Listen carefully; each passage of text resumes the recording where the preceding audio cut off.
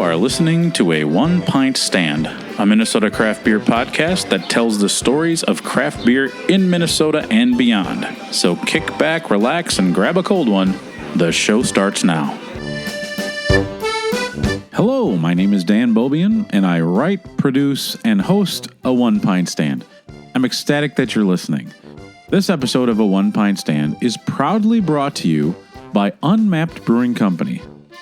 Located in the Glen Lake neighborhood of Minnetonka, Minnesota, Unmapped is a welcoming spot for the whole family, including your doggos. Start your day with base camp coffee, then transition into a refreshing craft beer or seltzer. With something for everyone, Unmapped Brewing Company is the perfect place to gather, relax, or plan your next adventure. On this episode, I met Ryan Good, the owner of MNNABEER, over at Venn Brewing to talk about sobriety and the state of NA beverages in Minnesota and beyond. We chose Venn Brewing because they have a quality array of beverages for folks who are looking for NA options. Ryan Good shares his insights about many things related to sobriety. If you happen to be a pint hoister or keg stander supporter of the Patreon, you also get to enjoy the extra segment about Dry January and some of the immediate health benefits one can experience when they take a break from alcohol or stop using alcohol altogether.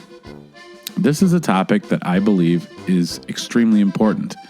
I know a lot of people are choosing a path in life that no longer involves alcohol for a variety of reasons. However, I also know that craft breweries are community hubs and third spaces. I think it behooves those spaces to make sure that they offer a seat at the table for everybody, and that means providing them with the same type of quality beverages that fit under the NA umbrella. Now, you might be saying, wait, this is a craft beer podcast. Why are you talking about sobriety? Well, the answer to that is because I care so much about the people and communities in this industry. And I know that it's a financial grind to own and operate a brewery, a bar, a restaurant. I totally get that. It's getting harder by the day. And with that comes an increased mental toll.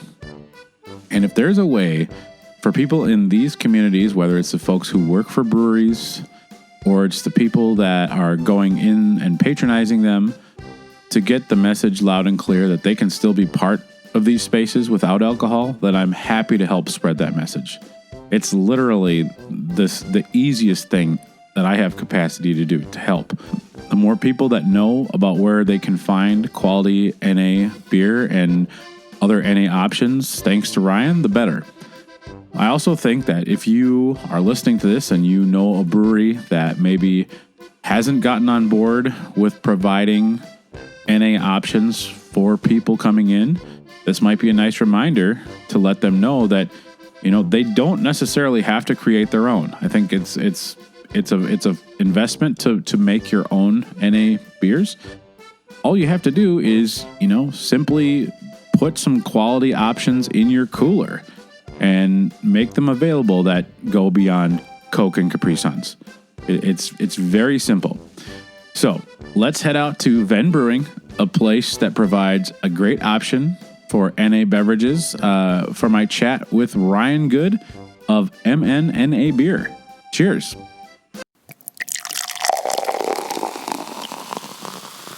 Welcome to another on-location episode of a One Pint Stand. I'm your host, Dan Bobian, and I'm at Venn Brewing Company, and I'm being joined by Ryan Good from MNNABEER. Ryan, thank you so much for wanting to join me today. Heck yeah, thanks for having me. I think this is really good. We're going to have a great discussion. I've got lots of questions. That's good. And hopefully... I've got lots of thoughts. Not too many dumb questions, no. But, you know, I'm a teacher, so I always give grace if somebody asks a question that's like, okay. No, it's all good. So before we get into our discussion, I would just like to have you introduce yourself by saying how you're connected to the NA beer movement. Mm-hmm. What's your favorite NA beer available in Minnesota? Okay. And the last question, this is always sends people panicking to the hills. Should it be illegal for pizza to be cut into squares? Nice. Yeah. Okay, so yeah, my name's Ryan Good. I've been involved in the NA beer scene since Before COVID, I was dabbling in NA beer. Before I got into NA beer, though, I was completely alcohol-free for 10 years. Okay. So I kind of started recovery in 2009. And then because of the suggestions from the groups in the Alcoholics Anonymous community, they were just like, hey, if you're thirsty, have an iced tea. Don't mess with NA beer because some people can get triggered by the taste. I just took the advice from my sponsor and was like, stayed away from all forms of alcohol, NA beer, obviously, liquor, wine, all that stuff. And then in about 2018, my first sponsor invited me up to his kid's high school graduation party, and he offered me a Heineken Zero. And I was like, oh, wow, okay, so this is my sponsor, and he's like already drinking NA beer. So I was like, I guess that sounds like an option because, I trust him. And Heineken, I think, is still a non-alcoholic beer, which means it has 0.05% ABV or less. Okay. Like legally, it has to be called non-alcoholic beer. If it was called alcohol-free, then there would be 0.00, But anyway, so I tried the Heineken Zero. I didn't break out in handcuffs or go to jail or make any stupid decisions or any of that stuff that went along with when I used to actually drink alcohol. So I was like, I've always kind of thought that non-alcoholic beer was kind of a no-no because of what I learned, in the rooms of AA. Upon further reflection and talking with a lot of other people, and then that's one of the reasons why I started the NA or the MNNABEER Instagram, was not only to share the different NA beers I was finding, but to get some consensus on people's opinions, experiences, thoughts on the whole NA beer concept.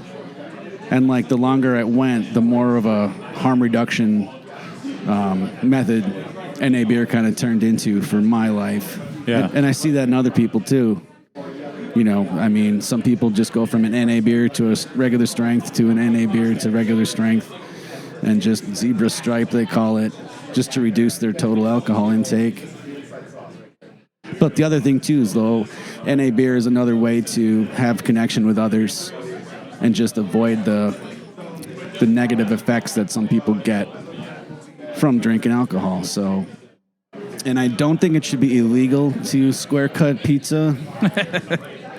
I think it should always come pie cut, and they should be able to square cut it for you upon request. Because my mom always likes the square cut thin crust. Yeah. And we humor her and we eat that with her, but we always choose to have pie cut pizza other than that. So okay. Do you have a favorite Minnesota NA beer? It changes over time because the availability of it, it's not always available at the same time, at the same place, whatever, all the time. Okay. ABV is making, or did make, a barrel-aged stout, toasted coconut stout. That was just, it's unbelievable how amazing it tastes. It tastes like an actual full-strength barrel-aged stout, which I used to love from Central Waters in Wisconsin. Oh, sure, yeah. And so I think they're sold out, though, unfortunately. So that's the thing about awesome NA beer, though, is you can talk about it like, this one's really great, and then, that's all, you can't buy it because it's out of stock or whatever. Yeah, sure. Other good NA beers currently, well, obviously, Bauhaus is pretty popular. The guava sour. Oh, that one, okay. They have a guava sour. It's nah also, but yeah, that one's pretty great consistently. Yeah.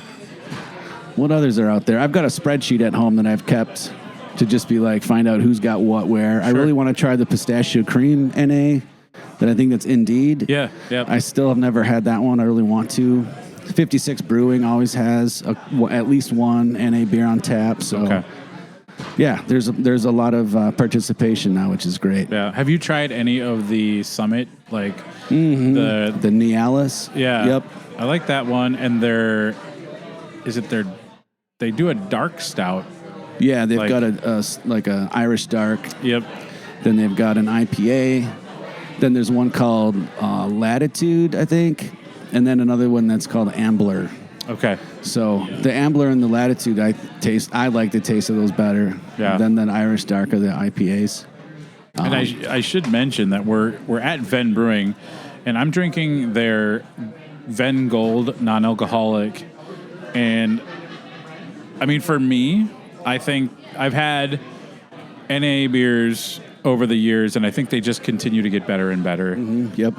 As somebody who really looks forward to, for me, beer is all about like the feel. Does it have the right carbonation? Does it have the right flavors? This does the trick. Yeah. This is very, very good. It's refreshing. It's got a nice carbonation bite. It's very easy drinking. Yep. There's no funky aftertaste. Yeah, I don't get that where like in some of the previously, when I've had O'Doul's in the past, I'm just like, this is not good. Right. Like, well, I think I'd just prefer to drink like a bubbly water. Yeah. If that's the case.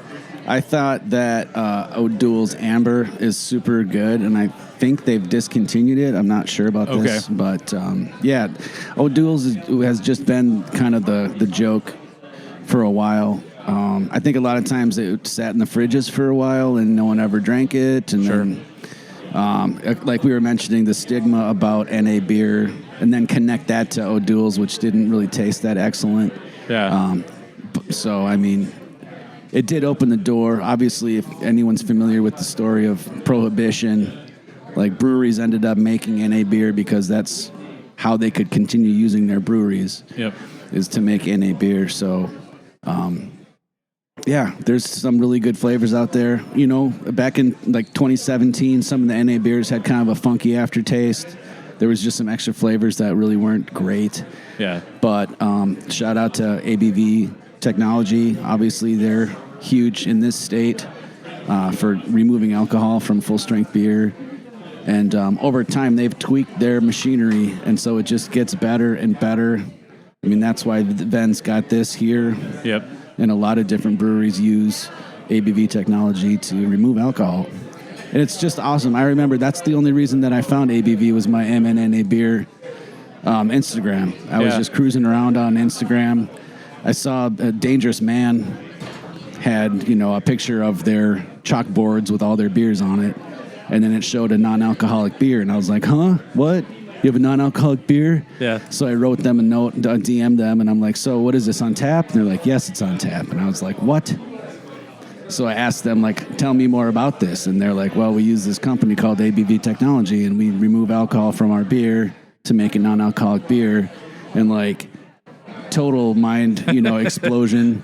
Like the Garbage Pail Kid, my brain exploded, and I was like, holy crap. So that's an awesome, it's an awesome development where we don't have to expect Europe to do it for us. There are places in Minnesota that can do it.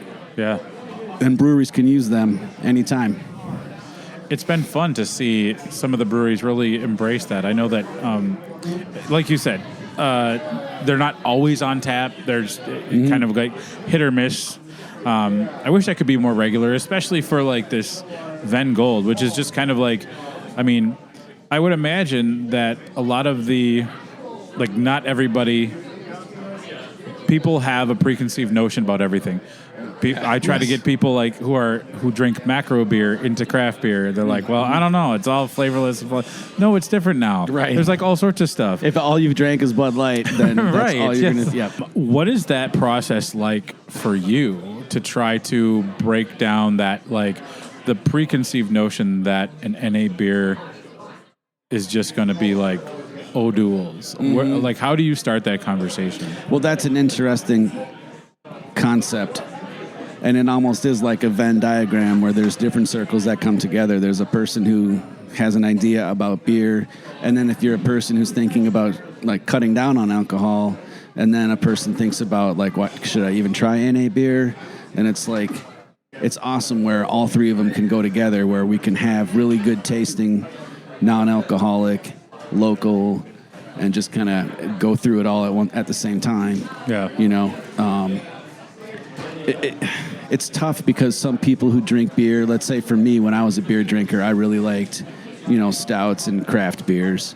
I wasn't a huge, like, if I drank anything that was macro, it was Bud Light or whatever at a festival or whatever, So if a person is into craft beer and wants to cut down on their alcohol intake, you can find super good NA beer that can replace, replicate what you used to drink and just not have alcohol in it. Like NA beer, there's so many good IPAs out there, and there are a lot of people who can't handle that alcohol from the IPAs anymore. So, right. It's worth having that conversation with anybody who's interested. Like, you don't have to drink something similar to Bud Light if you're stopping the alcohol intake. You can have other better flavors. No shade to Bud Light, but there's so many good flavors out there, and there are certain styles of NA beer that are really great as NAs. Like sours can be really good. Sure. Some of the stouts can be super good. Some of the IPAs are super good. Some of the more mild stuff like a golden or a blonde, those are a little bit harder to replicate because there's so many, or there's a lot of specific flavors that kind of stick out if there's no alcohol in it. Alcohol sometimes covers up some of the crappy flavor from it because of the sweetness to it. But like you said, preconceived notions. A lot of people are like, oh, I'm just not going to drink anything. So it's like, well, all right, well, that's fine. Yeah. But then, like I said earlier, there are people that come from the recovery community that have been told over and over again that you shouldn't investigate NA beer. You shouldn't have anything like that. And so, that's a, individual basis kind of investigation. Yeah. NA beer has 0.5 or 0.05 or less % of alcohol. Your liver can get rid of that before it enters your bloodstream. Okay. So all right. If you have an overripe banana, or if you eat hamburger buns, some soy sauce, there's regular food, apples, apple juice. There are things we normally eat that have 0.5 or less ABV. We're already eating alcohol in our daily lives. And no one talks about that because no one gets drunk from eating too many hamburger buns because our liver removes the alcohol from it before it gets to our bloodstream. I didn't know that. That's fascinating. So, pregnant people can decide to drink NA beer because, the liver removes alcohol before it gets into the bloodstream before it gets to the unborn baby. Consult your doctor. I'm not a doctor, but so our bodies. But you did stay at a Holiday Inn Express last night, so. So, we're already having alcohol in our system or removed by our liver, and it's not causing us to have the negative effects of full strength alcohol or regular beer, liquor, wine, all that good stuff. So, that's something I want to talk about either later or at a different time. Is just how the recovery communities have kind of propagandized. Okay. Maybe not even intentionally, but just accidentally, they've kind of shut down the option for people to use NA beer in a social way or a healthy way. Yeah. Because it doesn't automatically mean that you're going to go out and get in an accident or get in a fight or, sleep through work or whatever. Is that more kind of an old school kind of a mentality too than when you're talking about recovery and just saying no? Because I know that I think so. Growing up Catholic, everybody was like, oh, wait till you're married to have sex. And right. Well, I think then all of a sudden everybody started wearing spandex, and it's I don't know if this is going to work. I got some questions. I think it kind of is a leftover thing, an antiquated thing. The book of AA was written in 1935, and so that was a couple generations ago. And while I think the intention was pure, where they didn't want people to get triggered into drinking regular beer, right? Over time it turns out that I've never drank regular beer after drinking NA beer. That's never happened to me. Yeah. And so many people I know that's never happened to. So the thought that it's a trigger is someone else's idea that is going to happen. Sure. And then we've cut off the people from investigating that it can work for them. So a lot of people get sober, don't go to AA, don't go to treatment, just simply replace their regular beer with NA beer, and their life improves. Yeah. So I call it life's ultimate life hack. Yeah. Maybe you know this, maybe you don't. From a caloric standpoint, I have to imagine NA beer is less because there's alcohol eats sugar Yep. Right? And alcohol just has more calories. Okay. There's what is it? I think I have an Athletic Wit beer, and I have a Modelo Lime and Salt, and I think they're each about 60 calories per can. So you're saving about 100 calories every time you have one. Is that Modelo one pretty good? It's really good. Okay. Surprisingly good. I was shocked, actually. Yeah. Yep. Tell me about, and for people who are curious about NA beers, if you're on social media, follow at MNNABEER on Instagram. Yes. It's a great resource. Yeah. To just kind of know. I've learned a lot just about like who's doing NAs. Yeah.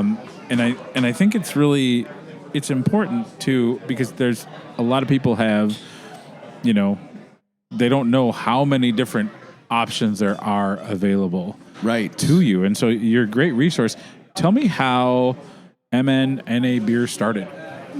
Yeah, it was essentially me deciding that I was going to investigate NA beer as a way to, just try to be social, get connected, have that kind of communal experience with people. Because, when I stopped drinking alcohol, I stopped going to bars.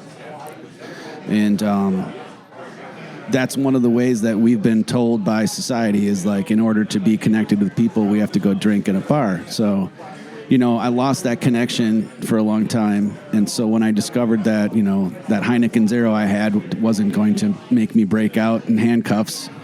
That's an AA phrase, break out in handcuffs. I'm allergic. I just decided okay, so I had Instagram and I used to post pictures of albums or CDs or music or whatever. That's part of my personality is just I find something that's cool and I try to share that with other people who might think that same thing is cool, If I like a certain kind of music, I'll show it to you, and if you like it, that's cool, and if you don't, also cool, because I'm a disc jockey back in the day. Okay. So I just used Instagram to be like, hey, this is a cool beverage. My experience is it doesn't damage me. It actually makes life more tolerable. Yeah. And then I went to a liquor store like McDonald's down here in South Minneapolis, or Elevated has a really good NA beer section. Haskell's and Liquor Village, everybody that sells liquor has a Dabbler Depot. Yeah, Dabbler has Depot, a St. great Paul selection. Yep. So it's essentially every local liquor store is starting to stock NA beers. And then, like I said, I found that ABV technology existed, and that opened my eyes to a whole other avenue of NA beer, which is individual craft breweries in Minneapolis, St. Paul, whatever, producing their own. So it's not only, we don't only have to go to a liquor store to get the macro NAs or use the online ordering to get Athletic sent to you. You can go to a brewery if you're lucky to find one. Yeah. And that's the other thing too, is I'd share breweries that have an NA beer on tap and be like, hey, go get this from this place.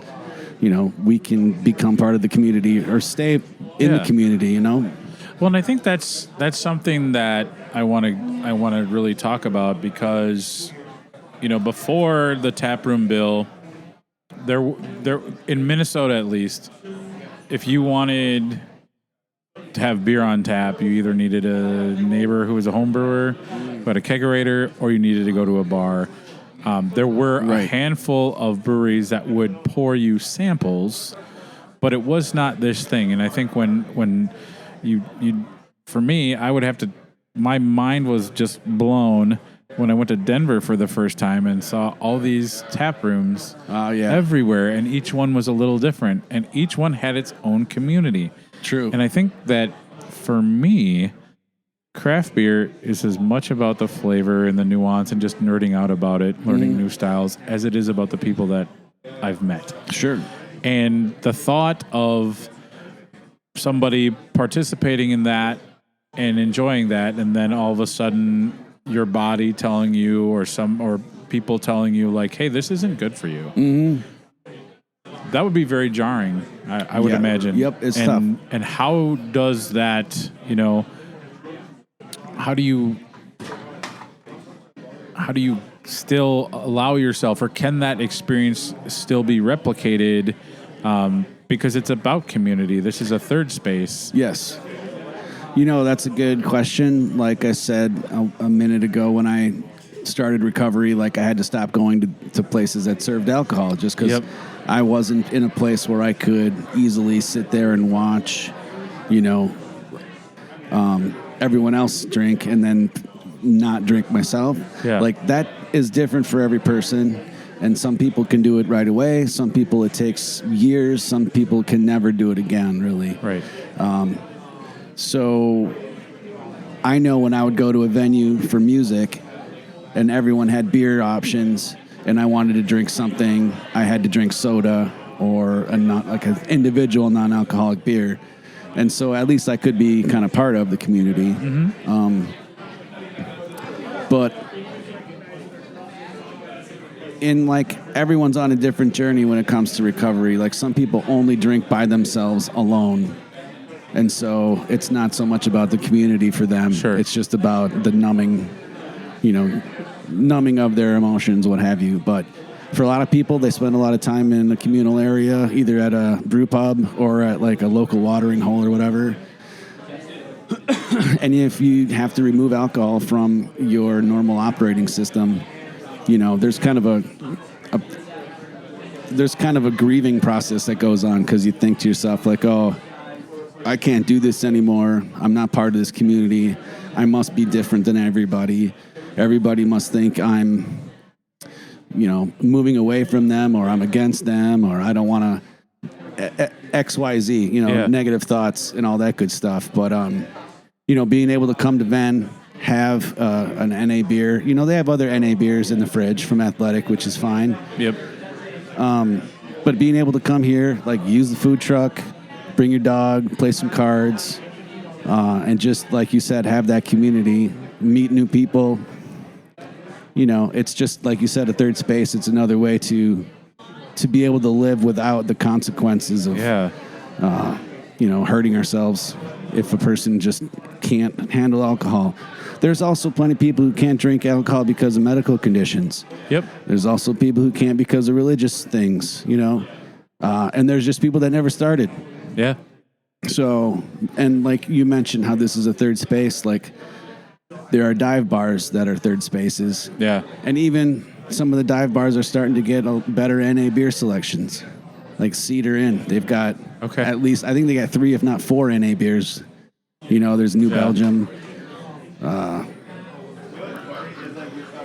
Bud Zero.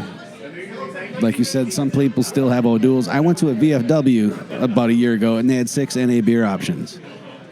That's great. It was amazing. Yeah. So, And the Guinness. Oh, the Guinness Zero. That one's really good. Yeah. We shouldn't forget to mention the Guinness Zero. Yeah. Yeah, I was so amazed when that happened, when they released that.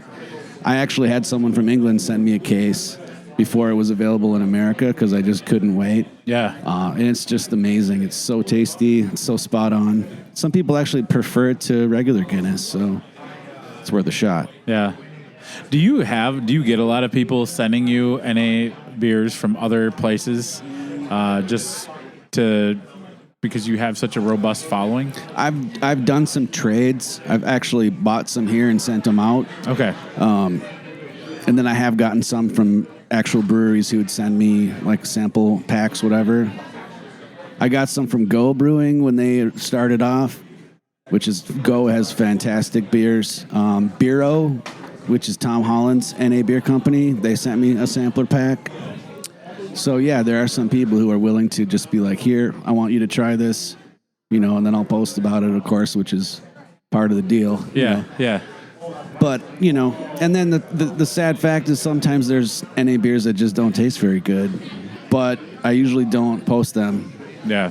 Because, there's a lot of beers that don't taste very good in the alcoholic quadrant too. Yeah. It's just the nature of the beast. Yep. That's true. When somebody is, looking to find quality NA beer options, and I want to get into the other NA options too, but when they're just talking specifically NA beer, where's your go-to? I know you mentioned Bauhaus. Their NA Na Sour and I think that was for me. That they was got Hellas is really that Hellas one was the first one that I had. That I was like, wow, this is actually really good. It is. It's very. I was blown very away. Solid. One of the things with Bauhaus is that they have such giant production of their regular beers that they're able to get picked up by the distributors because they have such massive production, and so that's why Bauhaus Na is available so much more available than other local breweries. It's because smaller breweries have smaller production, and distributors require at least X be produced. Sure. So, like, if you go to the Varsity Theater, if you go to, a lot of different venues, probably First Avenue, probably Turf Club, a lot of restaurants, Bullshorn down the street, like almost everybody downtown has Bauhaus Na. Yeah. And that's because Bauhaus makes a lot of other beer. So kudos to them. Yeah. So I always go to the website of breweries, craft breweries, to check out what they have, if they have NAs. Okay. There are some times that they have NA beer on tap, but they don't update their websites, which can be frustrating. Yeah. Because no one knows. But then there are some times when they have an NA beer on their website, and you go to the brewery, and they're already sold out of it. So it's definitely one of those things where, it sometimes can be frustrating, but that's just part of the territory, Being in the 10% of people who, don't drink, that's just something you learn to work through, really. Sometimes I keep a 6-pack in the trunk of my car because if I go to a concert or a festival or an outdoor something, and nobody has any NA beer, then I'm like, well, guess what? I've got my own. I don't want to stand here. I don't want to buy a Coca-Cola, Right. So, I'll check websites. I'll check Instagram feeds. I just go to the NA beer section in liquor stores frequently because I can see what's new. A lot of times, over time, they'll increase their stuff and have new stuff or just replace it or what have you. So I've done this kind of thing since I was a kid. Like when Garbage Pail Kids first came out, I was calling the local convenience store, asking them if they had the new series of Garbage Pail Kids in stock. Yeah. Like that's always been a thing for me where as a consumer, I want to know when the new stuff is there. Mm-hmm. And if it's there and you've got it for me, I'll go buy it. I'll just buy it from you. So yeah. That's kind of carried into my adult life. Yeah. And then also online, there's some great options to order stuff. A lot of places, if you have maybe buy 2 6-packs, you'll get $5 shipping. Okay. Or if you buy 4 6-packs, you'll get free shipping. So there's a little bit of wait time. Yeah. To wait for it to get shipped to you, but that's kind of how Athletic blew up to be so popular, is that, when COVID hit, people weren't going out, but at the same time, people were reevaluating their relationship with alcohol. Yeah. So people were willing to order stuff and, wait for it to show up at their doorstep. Well, it started as a one-night stand. I had 2 pints for a lonely hand. Bounced back like a rubber band. 4, 3 pints. Drinking a fourth in the faraway land, but I couldn't make it as a single man. So I married me this beer right here. A pint, a 1 pint stand. Hey, thank you so much for listening. Hopefully you're enjoying a 1 pint stand. My aim is to help spread the word about craft beer. Enjoying craft beer is a passion of mine, and I love chatting about it with other people. A 1 pint stand has a goal of helping breweries tell their stories. I love to get out in and beyond Minnesota to visit breweries, beer bars, and meet other interesting beer people. If you're also into those things, you'll probably want to keep tabs on the show. So go ahead and follow a 1 pint stand on Instagram, Facebook, Blue Sky, and Mastodon. I also started a TikTok account because I was tired of Charles calling me a boomer for not having one. I would also appreciate any and all positive reviews on Spotify, Apple Music, or wherever you listen to your podcasts to help make it easier for other craft beer listeners to find us. If you want to be a supporter of the podcast with some of the extra change you find in your couch cushions, I have a Patreon. There are 3 different monthly levels of support, and they're priced at $1, $3, or $5 a month. If you pledge at the $3 or $5 monthly level, you get some pretty cool perks. So go to patreon.com and search up a 1 pint stand to check it out. We're up to 28 supporters, and I am just excited about what that means for the show. If you like reading about craft beer, you can check out my written work on onepintstand.com. I love to write, and that's where you can find a lot of written content covering both the local craft beer happenings as well as my craft beer travels. I truly appreciate you listening and taking time to enjoy our stories. Before we get back to the show, I want to take a moment to talk about this episode's sponsor, Unmapped Brewing Company. Unmapped is a true community gathering place in the Glen Lake neighborhood of Minnetonka. Their award-winning beers span the entire flavor spectrum, from the crispy Purgatory Pills to the hop-forward No Trace IPA. So no matter what kind of a mood you're in, they've got you covered. Their taproom and patio are dog-friendly, and they also offer seltzers, NA options, and THC beverages. Looking to host a gathering or special event? Unmapped is the spot. If you're an early riser, be sure to check out their Base Camp coffee shop for your favorite caffeine fix. And if you're a teacher like me, Wednesdays are for you. Show your teacher badge and enjoy happy hour pricing all day long. I can't say enough great things about Unmapped Brewing Company. Their staff creates a welcoming, memorable craft beer experience every time. Cheers. How about a beer? What are some pet peeves when it comes to, going out and about?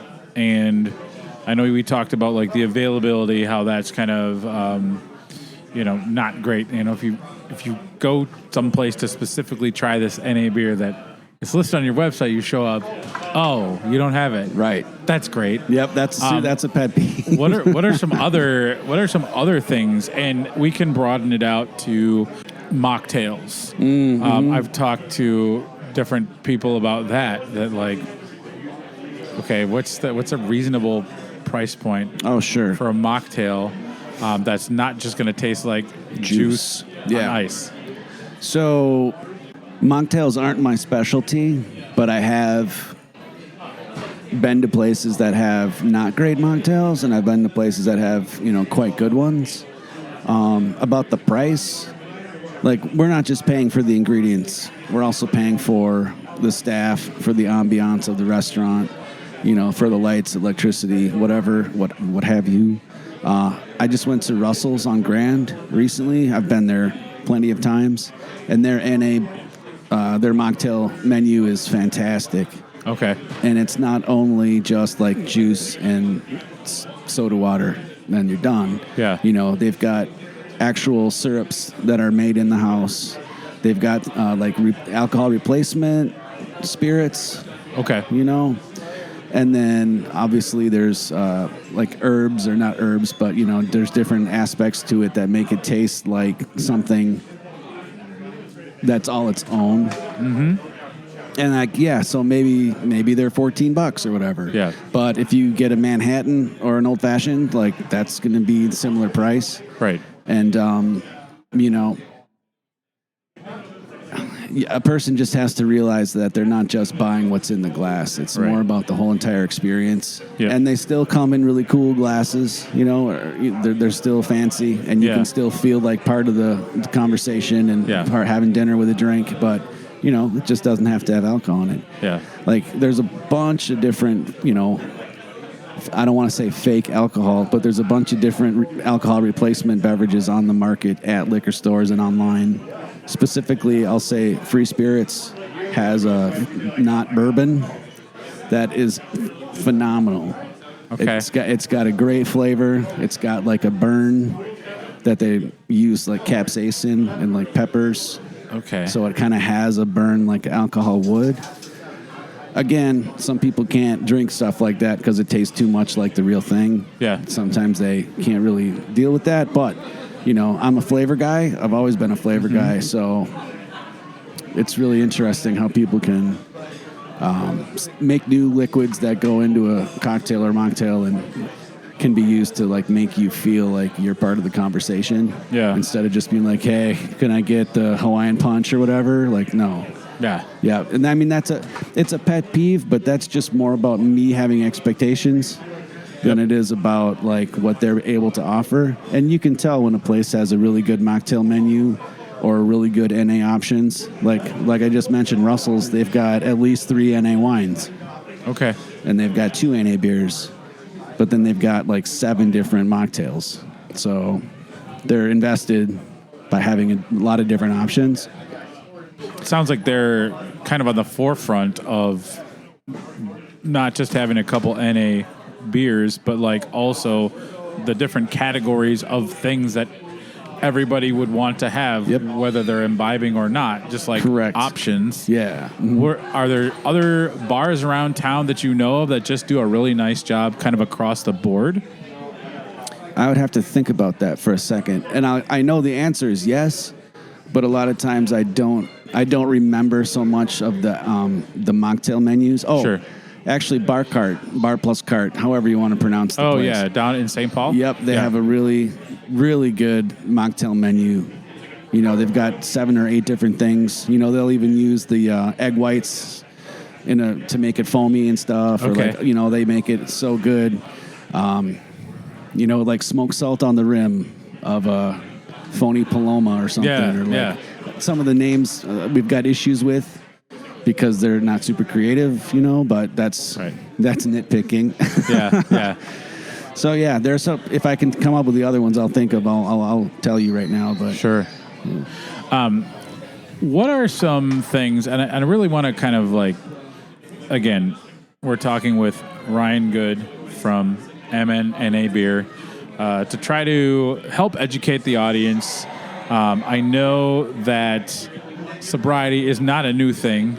Nope. But I get the sense, or at least there is maybe a perceived observation that it is more. There's less of a negative stigma around it. I think since COVID, COVID did a number on a lot of things. Yeah, it did. But I think that one of the big things is like it hit the restaurant beverage industry hard. Yeah. A lot of people, I think, found themselves kind of sliding too easily into just drinking way more because there were not options to go out and do stuff. And I remember doing work happy hours and like at the same time I'm thinking I want to support the breweries that I love, so I was going around buying crowlers and then you know, have a work happy hour, and then you know, you're not driving anywhere, and it's like sitting on the porch and it's like you're just climbing the walls, and then you look, it's like, oh good Lord, I just polished off my 4th crowler.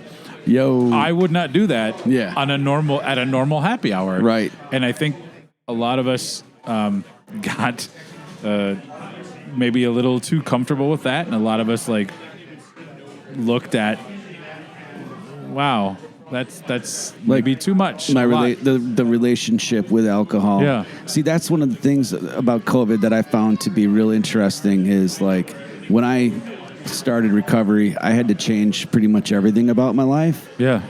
Different activities or doing nothing, you know, changing the people I was around, changing the places I went. And then when COVID hit, I had to watch the rest of the world kind of go through what I've already been through as far as like, I don't get to go to these places anymore. I don't get to hang out with the people I used to hang out with. So I was strangely, I thought I had a leg up as far as experiencing COVID because I had already changed everything about my life at one different time. But yeah, so I didn't have to drink through COVID because I was already not drinking. Which is interesting. But I know a lot of people, like you mentioned, like didn't have their regular activities. So instead of going to, you know, Van Brewing and having a couple pints, people were sitting at home. They had a 6-pack, and then maybe they just, you know, drank more than 2, and then all of a sudden they've had all 6, and they're like, oh, wow, this is... And then over time they recognize that behavior over time is like, wow, I wish I didn't have to do this. I kind of don't want to do this, or maybe if I didn't do this, my life would be a little different. I'd feel better. I'd feel more healthy, you know. And then everyone going online and using social media to kind of find their community. A lot of people saw people on Instagram or on Facebook or whatever talking about how they found sobriety or just found how to stop drinking so much alcohol. Finding a community, even if it's virtual like that, can really be beneficial. Yeah. And so a lot of people found out that way that, reducing alcohol really did good for them. And so now it comes full circle when now we can be out and about and then drink NA beer together. Yeah. So we have a community, and we're also trying to get healthy, or stay healthy as it is. Yeah. Yeah. What advice do you have? Because I know a lot of people in the industry have kind of moved away from alcohol. What advice do you have for somebody who's like looking for ways to be that supportive friend, that supportive family member for somebody who's has realized that alcohol is not for them? They need to distance themselves from it. Because I know that there's a lot of things that people say with the best intentions that can do more harm than good. Yeah, exactly. I think asking questions of that person before you do anything in particular, like if someone would offer me NA beer 5 years into my sobriety, I would not have reacted the same way as I did, after 10 years, just because of my journey that I was on, Some people want to automatically remove alcohol from their family gatherings and stuff because of one person who's trying to, remove alcohol. Ask the person if that's something that they want done for them, because sometimes people don't want everyone else to change for them. I hang out with people who still drink. That's fine. Yeah. And if they were to ask me, hey, do you want me to not drink? I'd be like, no, you don't have to not drink. Isn't about this. Me not drinking isn't about you not drinking. But be open, be ready to ask questions, and then just also be ready to get the answer that you weren't expecting, and just be open-minded about it, because everyone's sobriety journey is different. Yeah. And people do sobriety differently. Some people don't drink booze. Some people drink THC beverages. Yeah. Is it sober? Technically, no. But if they're trying to not drink alcohol and instead they're going to have THC, that's up to them. Yeah. That's not for me to judge, and that's totally up to someone else. I can't be in charge of someone else's consumption of whatever it is, whether it's Whoppers or THC or beer or whatever. Yeah. Some people don't react the same way. Some people don't have the same problems with THC as they do with alcohol. All that, it's just basically each person, one size fits one. Yeah. But then don't judge. Let's say you're trying to support someone who's not drinking alcohol. Great. But then you see that person pick up a THC beverage. That's up to the other person. That's not for them to be judged. Really, it's just kind of I want to be as supportive as I can to another person. I'll ask if there's anything I can do in particular. Do you want me to bring some NA beer with? Do you want me to bring an alcohol-removed wine? Or, do you want some soda? What can I do? Can I pick a restaurant that I know has really good NA stuff? Whatever. Yeah. Just be open, supportive, and ready to do a little footwork. Yeah. Yeah. What are some things that you should absolutely never say to somebody who's in recovery? Because I think that's also Yeah. I think we all, a lot of us, myself included, I never want to say the wrong thing in any situation, but especially with that, because I understand it's such a delicate situation from person to person. Yep. But there's got to be an across the board, okay, just don't even do that. Are you still not drinking? That's probably one of the biggest ones. Yeah. Or why did you give it up? Yeah. Or what is your problem? Those kind of things, And I think maybe we've all asked the wrong question at some point in time. And I think we've all maybe learned from it. So the next time we have an interaction like that, we can be like, oh, well, there's more delicate ways of talking about it. Yep. How is it working out for you? That's a good question to ask. Yeah. What are you liking about it? What do you find difficult about it? And that also comes from me having a lot of education about motivational interviewing and counseling and that type of thing. Yeah. Not everybody has that same kind of, understanding of how to ask good questions. Yeah. And how not to add a judgment into it at the same time you're asking a question, like saying, what's your problem or what's wrong with you? It's like, well, that's not the right way to phrase it. Yeah. So yeah, just being curious, I think, is the key, and supportive, Where do you see the NA beverage industry going? I know in Minnesota, it seems like we've got a pretty good thing going. Mm-hmm. If you include California sober, right. I think we've got a great thing going. I know other states, in talking to Bob Galligan, the Minnesota Craft Brewers Guild lobbyist who spends a lot of time at the Capitol. Other states have been picking our brains, like, how is this working so well? How did you do this? What's kind of like the state of NA? I think the state of NA is just, it's getting more popular. It's getting more available. I think part of it has to do with like management or ownership of restaurants or bars or taverns or even craft breweries. I think the old mindset is changing to like more inclusivity, having more options available, having more varieties of beverages, like we were talking about, NA, THC, alcohol, sodas, but not necessarily the big Pepsi Cokes, but like Northern Soda is super good. And then there's the adaptogenic, what do they call it? There's a whole other aspect of beverages that have stuff in it. Like there's mushrooms, not the psychedelic, but lion's mane, cordyceps, that type of thing. Brewhaven does a lot of the mushroom drinks, and I know that Forgotten Star has a lot of those. Okay. I think they do a lot. Sure. So yeah, I mean, that's a different thing. It's just a variety. That's one of the things about capitalism that I'm not going to complain about.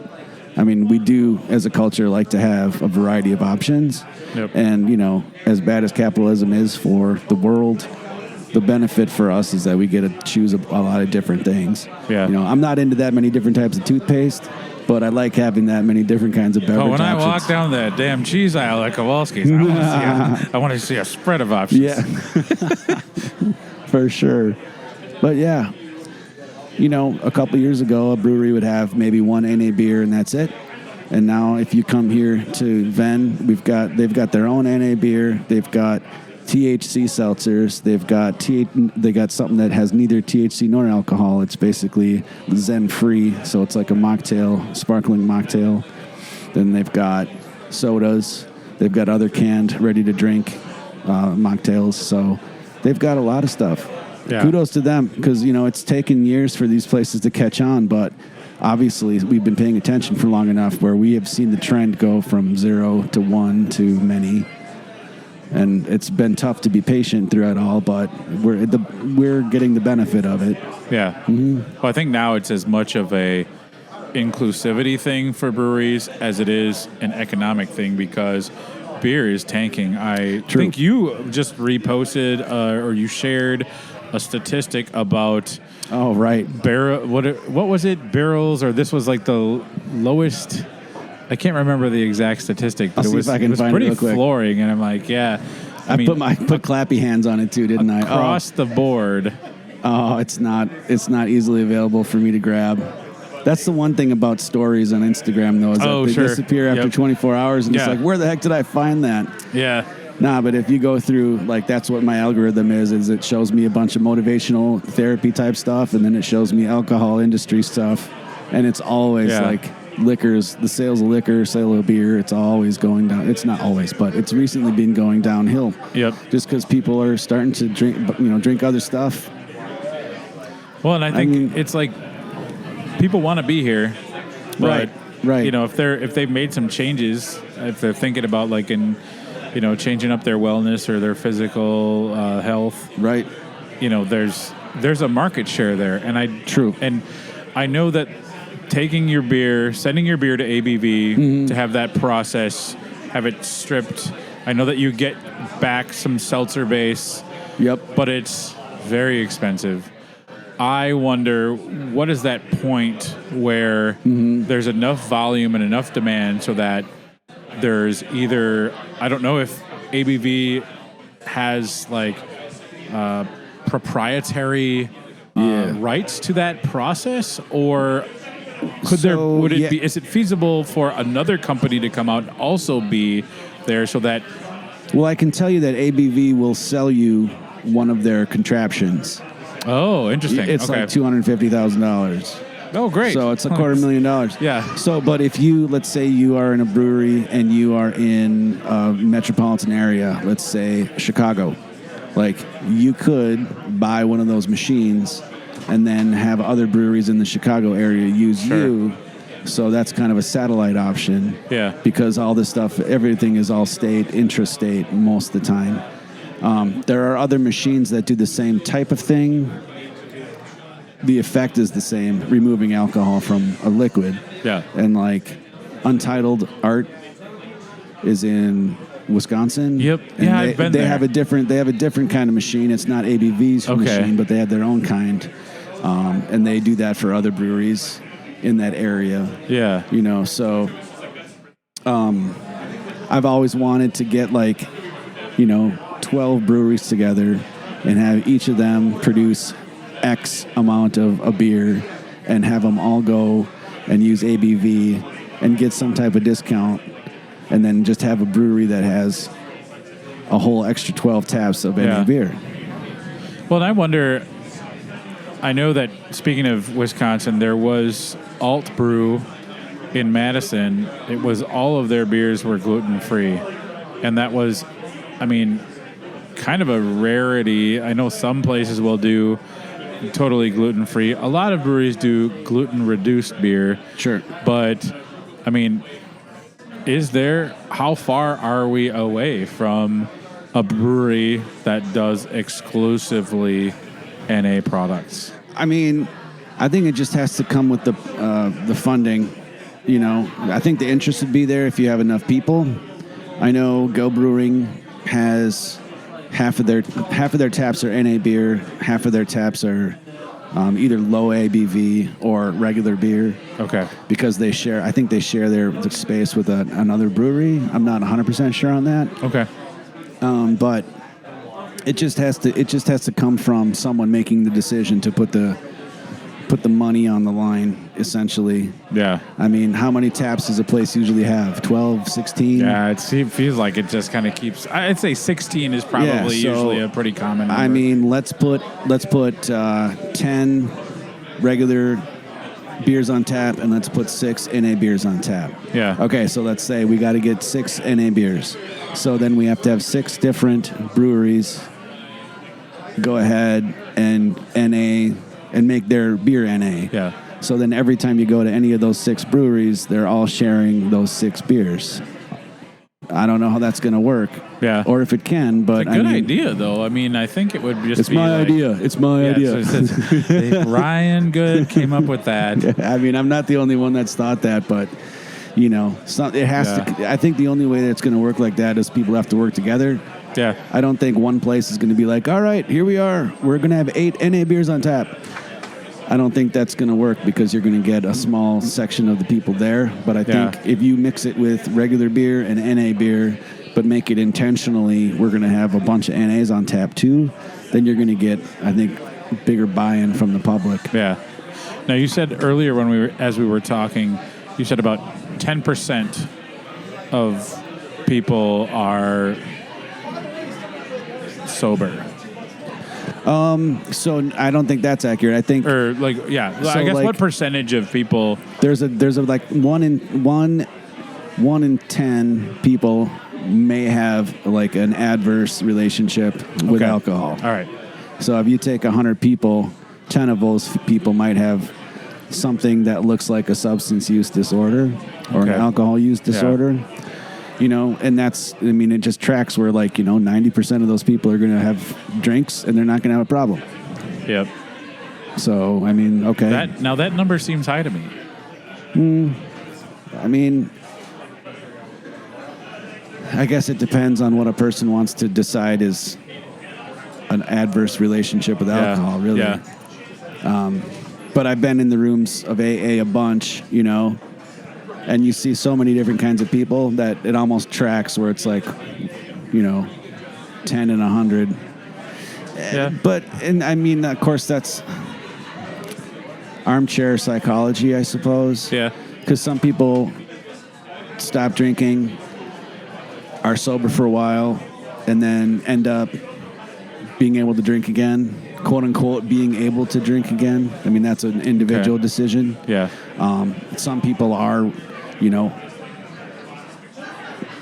absolute alcoholics where if they have one drink, it goes off the deep end. They can't moderate it all. Yeah. And then, you know, XYZ. I mean, I know people like that. That's like, there's people like, nope, at a certain point, I can't be around you anymore. Oh, right. Just because, like, I don't want to, you know, and that's hard. It's, it is. Sometimes the switch is too obvious and too drastic. We're just like, wow, so you're a loud talker when you're drunk. I see. Okay. Yeah. Or the person that repeats their stories over and over again. Yep. You know? Or the close talkers, you know, or the people that spill and break I don't like shit all the time. Spill guy. It's like, okay, come on now. Yeah. I'm not at a Gallagher concert here. Yeah, right. That's really interesting. Now, one of the I guess when I first met you in person was at the Minnesota Brewers Conference last spring. Yeah, on last a panel April. with several other people. And it was a great panel talking about sobriety and different things and how to support people in the industry.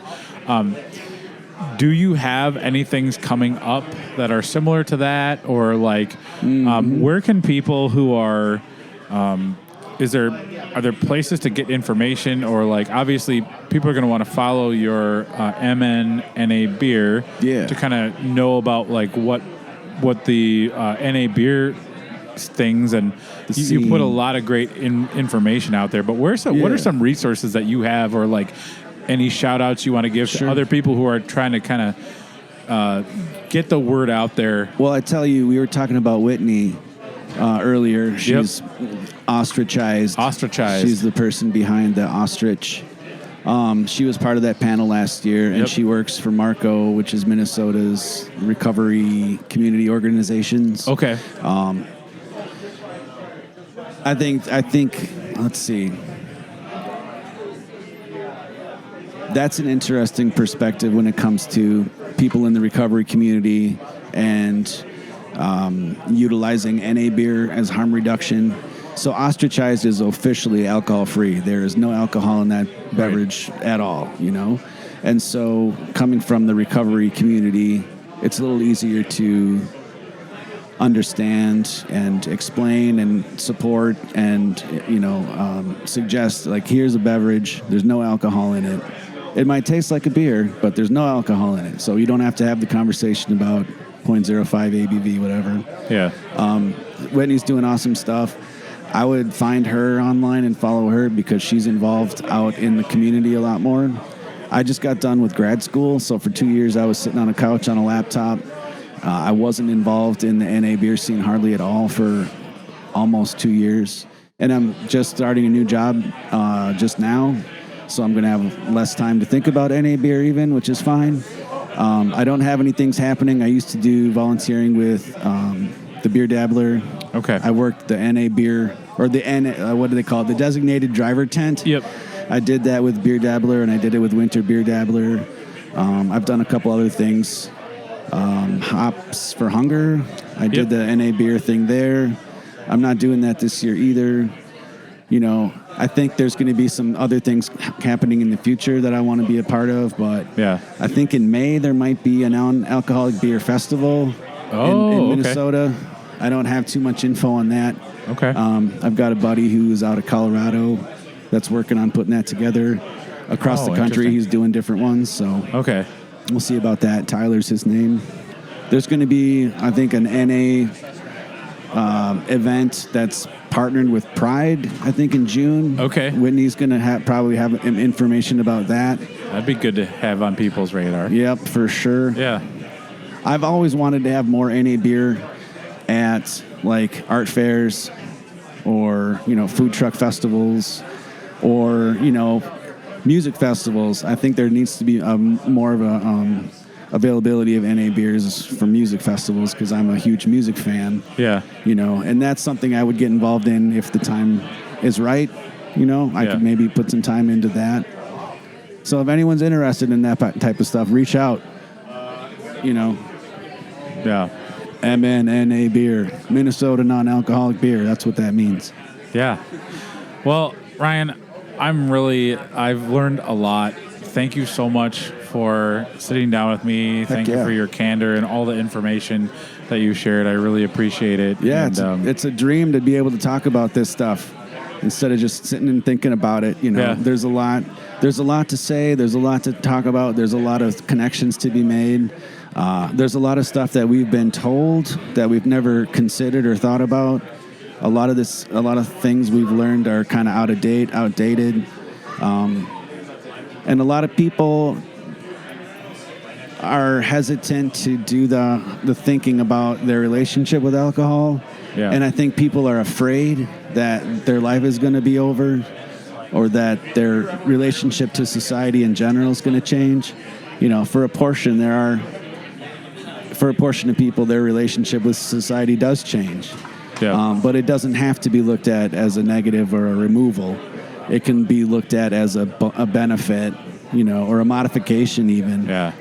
There's nothing like going to a place and checking out a new food truck, seeing a bunch of cute dogs, playing cribbage, and then having a grapefruit, lime, and sea salt Zen that has 0 THC and 0 alcohol. It's a nice beverage. Yeah. And I can still sit back and relax and have a great conversation, Yep. So life's not over, it just changes. That's a really good piece of advice. I like that. Yeah. Well, like I said, thank you for your time. Yeah, thank you for thank you inviting for me. sitting down. This has been another episode of A One Pint Stand. Cheers, everybody. I want to thank Ryan Good of MNNABEER for joining me for a great conversation. One of the many things that Ryan said that resonated with me was how you can support a friend or family member who's choosing not to drink or is in the process of simply reevaluating their relationship with alcohol. Please be kind and empathetic. Ryan is doing great work about getting out the word when it comes to NA beer and other NA beverages. He also mentioned Ostracized, a no-alcohol beverage company that also does some great events around the metro. The founder of that, Whitney, is a tremendous human and actually a former student of mine. So there are some really awesome things happening right now in the NA beer and beverage sphere that I'm really excited about. Now, I want to give a special thank you to Brad Ashton, Marcus Dodson, Chuck Dorsey, Vicky Epper, Daniel Fisher, Todd Fitzloff, Dave Giefer, Matt Holton, Robin Irwin, Sarah Cry, Cable Lefto, Dave Long, Ben Michaels, Brent Newman, Bree Smith, Jesse Storms, Cal Vandehoof, and Brian Wu for being Kegstander level supporters of the A One Pint Stand Patreon. You've all shown incredible generosity and I'm grateful for it. Cheers to you all. If you happen to be a pint hoister or a Kegstander level supporter of the Patreon, you got to hear the bit about the polarizing thing that is Dry January. And you got some info about the immediate health benefits of when you take a break from alcohol. I also want to thank the band Quirky for creating a nice little jingle for the podcast. I just love how it turned out and it adds such a great touch to the show. Thank you so much. Before I sign off, I want to give a quick shout out to our sponsor, Unmapped Brewing Company. Whether you're grabbing a cup of coffee from Base Camp Coffee or enjoying a pint of Purgatory Pills in the taproom, Unmapped Brewing Company in the Glen Lake neighborhood of Minnetonka, Minnesota is the place to be. Don't forget to check out unmappedbrewing.com so you don't miss any of their upcoming taproom events. With that, This has been another episode of A One Pint Stand, a Minnesota craft beer podcast where the pants stay on, but the caps come off. Cheers. Because, like, the liver removes alcohol before it gets into the bloodstream, before it gets to the unborn baby. Consult your doctor. I'm not a doctor, but I mean, so our bodies stay at a Holiday Inn Express last night. So.